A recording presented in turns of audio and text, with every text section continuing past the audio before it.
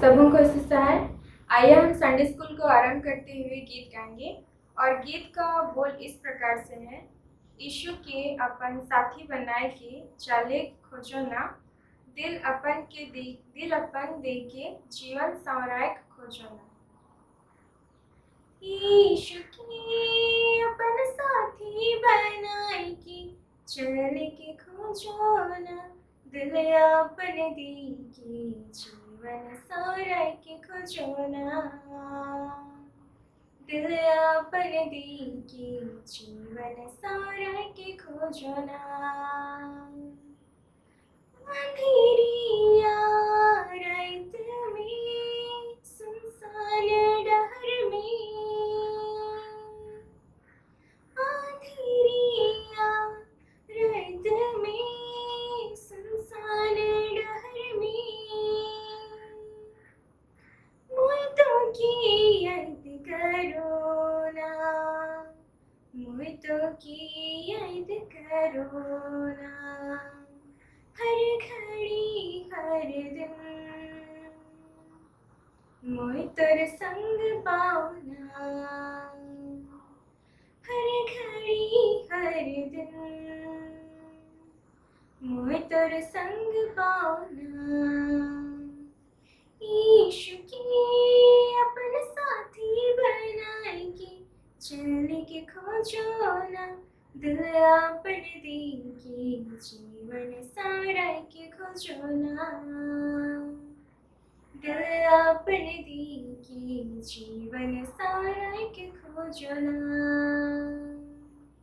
बीच समुंदर में आंधी तूफान में,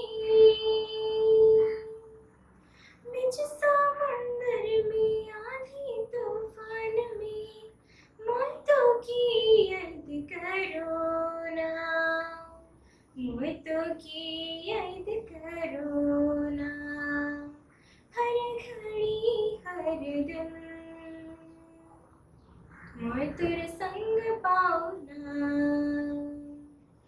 हर घड़ी हर दिन मोहितर संग पाओना।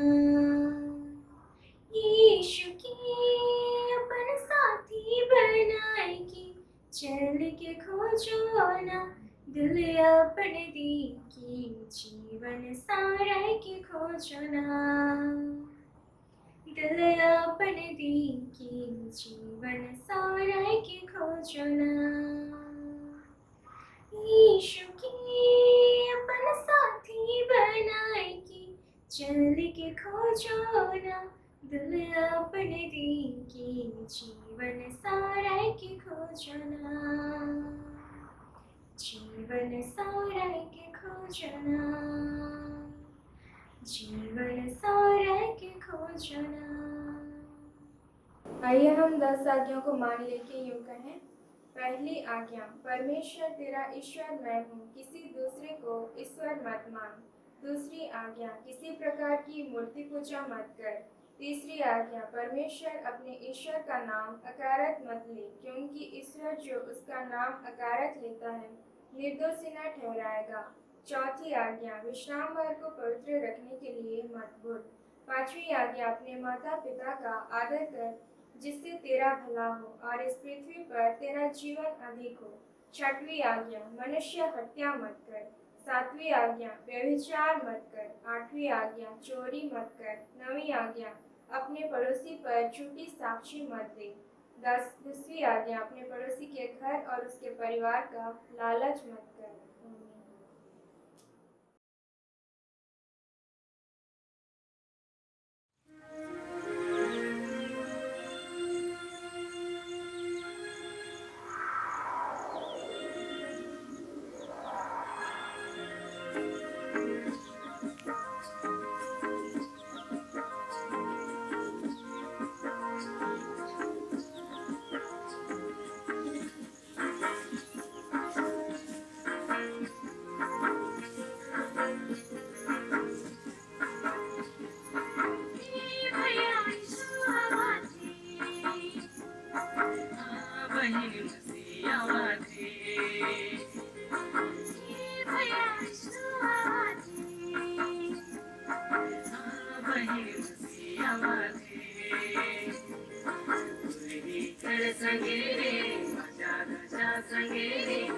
सजाई सुलझुला बनी आवाज़ें तन कर कर संगेरे मन कर संगेरे सजाई सो हम के लगे आवाज़ें भैया आवाज़ें हाँ बहन सी आवाज़ें भैया आवाज़ें हाँ बहन सी आवाज़ें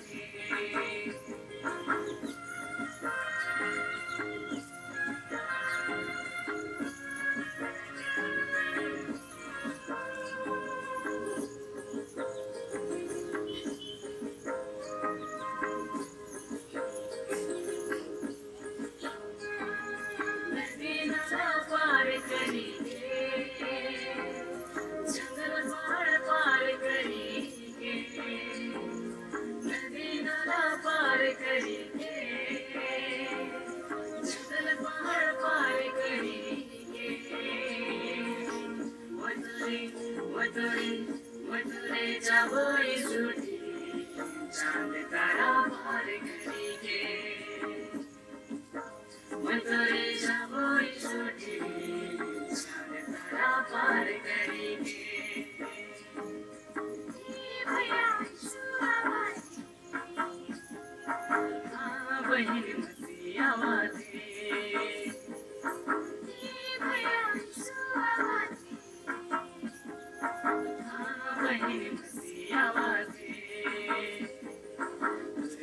कर संगेरे आजा राजा संगेरे राजा सुलझुला बनी आवाज़ें तन कर कर संगेरे मन कर संगेरे राजा सो हम के लगे आवाज़ें भैया हाँ बहन मसी आवाज़ें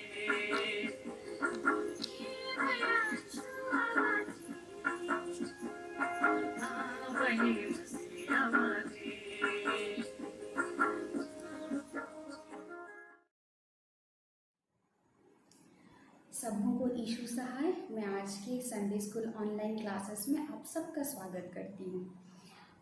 आज हम लोग वचन में जाने से पहले प्रार्थना करेंगे। धन्यवाद धन्यवाद धन्यवाद धन्यवाद धन्यवाद खुदावन, इस सुंदर दिन के लिए हम आपको धन्यवाद देते हैं। हम सबको सुरक्षित रखने के लिए हम आपको धन्यवाद देते हैं। हम पर अपनी दया दृष्टि बनाए रखने के लिए धन्यवाद देते हैं।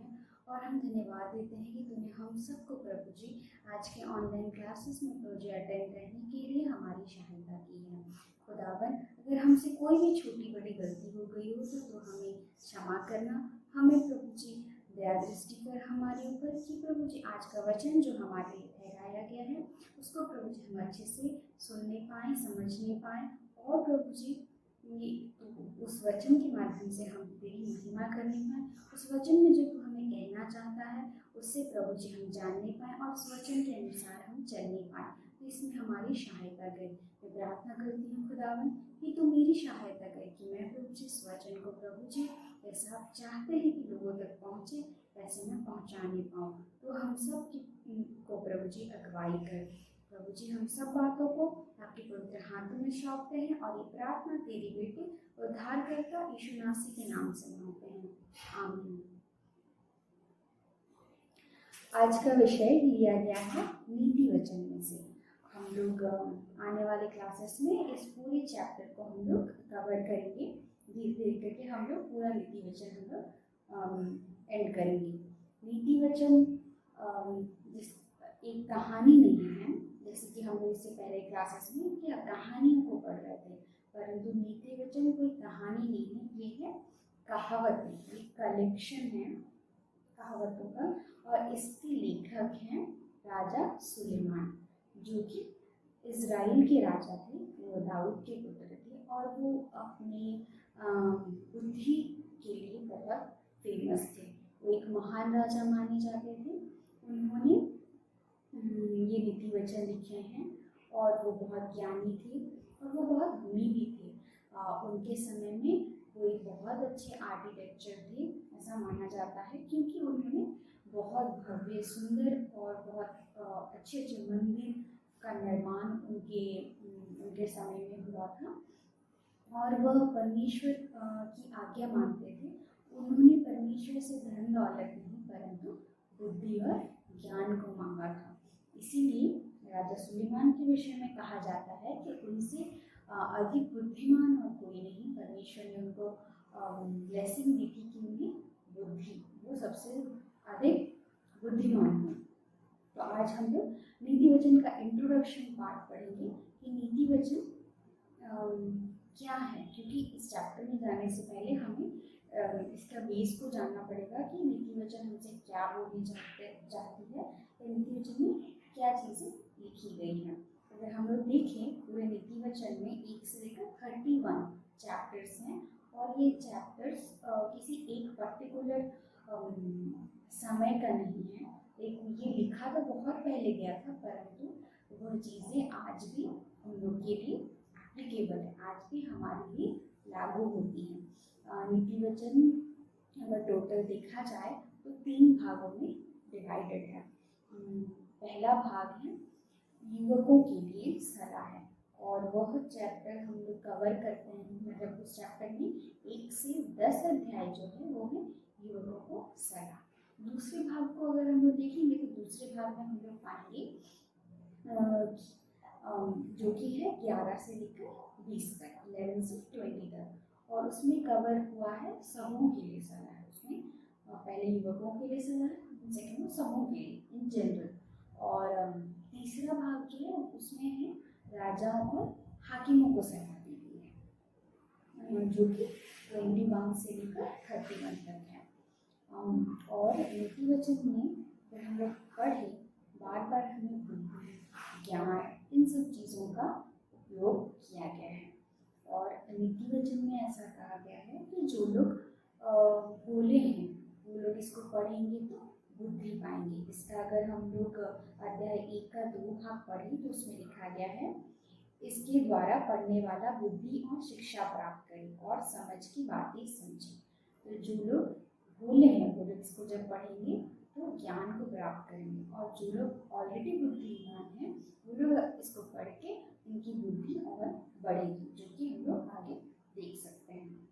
हर एक पद में यहाँ पे कुछ ना कुछ रूल्स, कुछ ना कुछ नियम कि ऐसे करने से क्या होगा, वैसे करने से क्या होगा, ये चीज़ें बताई गई हैं। इसमें नीति वचन में हमें बताया गया है कि युवाओं को कैसे बिहेव करना चाहिए, युवाओं का क्या कर्तव्य है।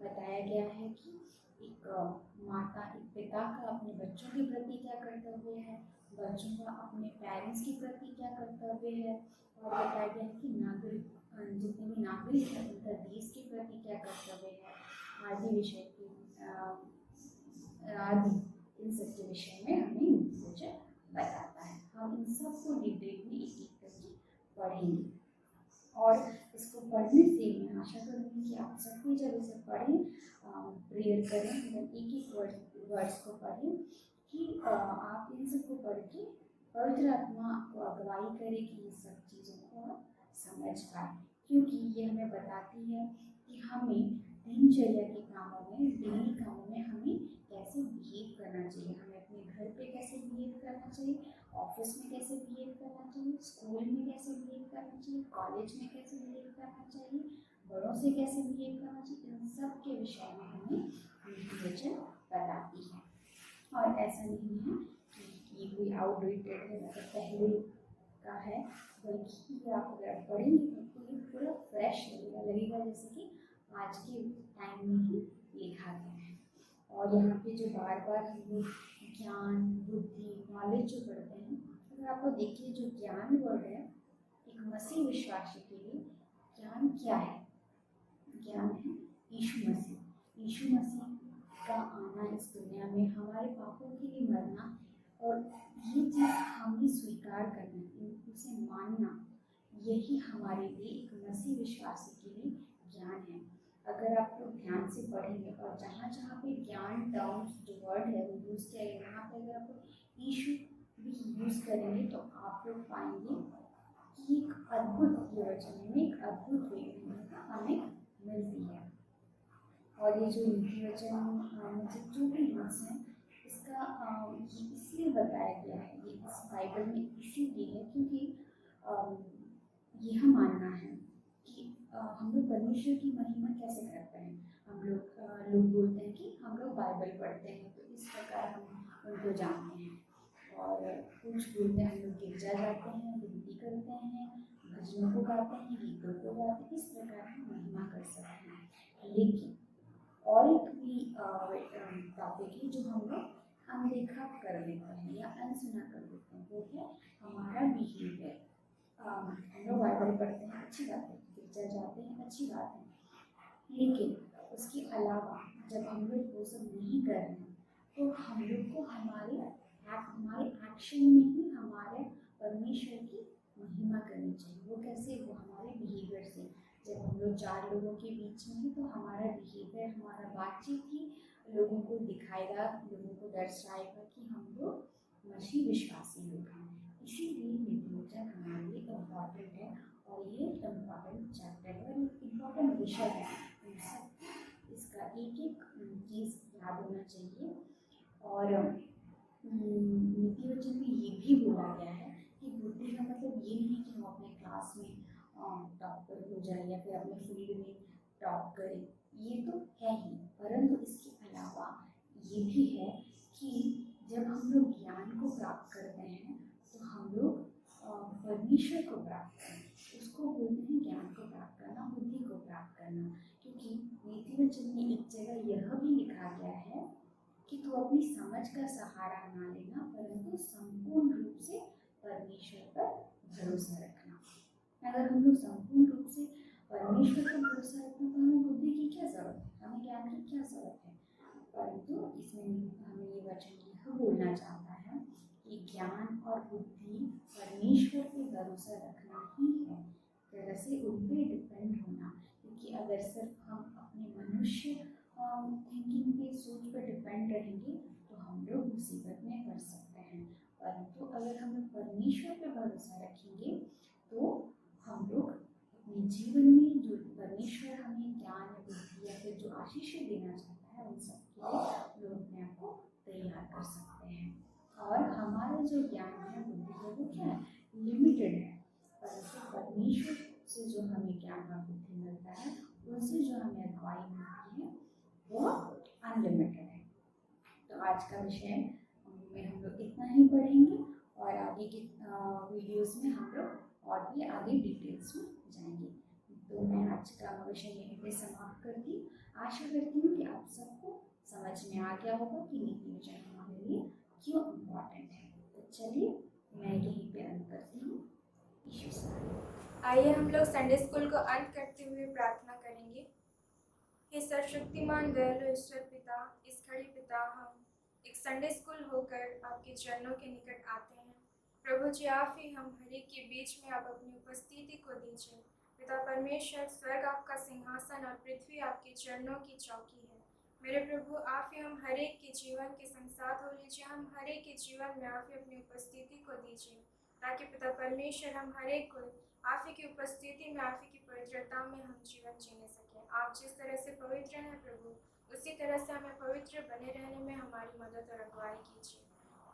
पिता परमेश्वर, इस कोरोना महामारी के बीच में प्रभु जी आप ही हम हर एक को संभालिए, हम हर एक के जीवन को आप ही चलाइए।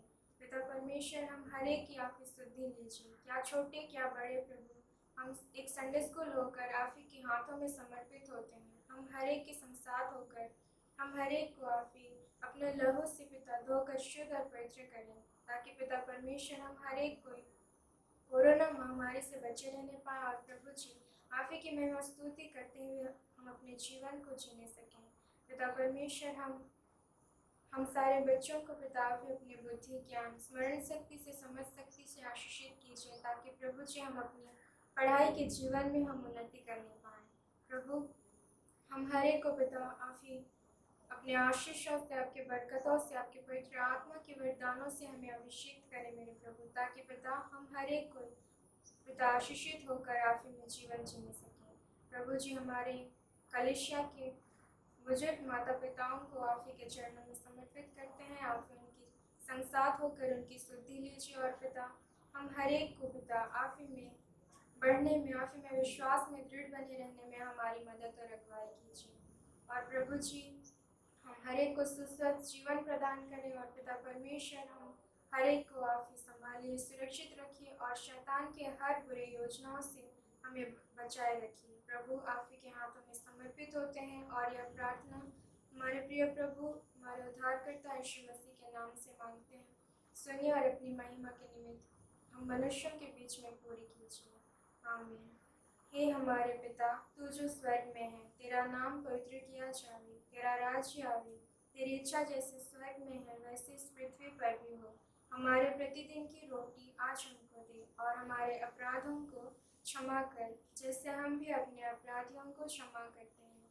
और हमको परीक्षा में मत डाल, परंतु बुराई से छुड़ा, क्योंकि राज्य और पराक्रम और महिमा सदा तेरी ही है। आमीन। प्रभु शक्ति अवते, शक्ति अवते, शक्ति अवते मुझे, तब मैं ज्योति दूंगा हर जगह हर समय। जब लोग तू न आवेगा, जब लोग वो न होवेगा। प्रभु शक्ति अवते, शक्ति अवते, शक्ति अवते मुझे, तब मैं ज्योति दूंगा हर जगह हर समय।